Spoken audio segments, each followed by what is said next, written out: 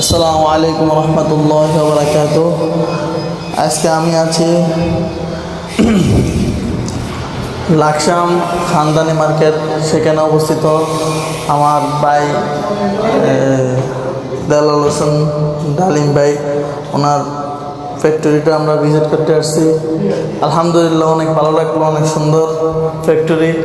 এখানে আছে এই খাঁটি সরিষার তেল এবং গরুর ভুসি, তারপরে কুয়া, তারপরে লবণ, এসব জিনিস অনেক কিছু আছে।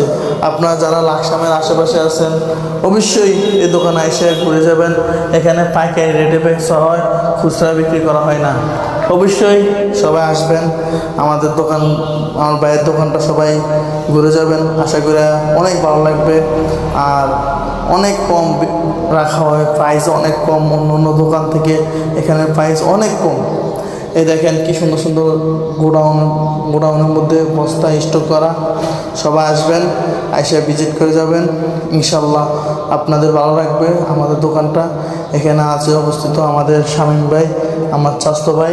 হ্যাঁ, কোনো সমস্যা হলে তার সাথে আপনারা কথা বলতে পারেন, অবশ্যই আপনাকে সব কিছু বুঝাই দিবে।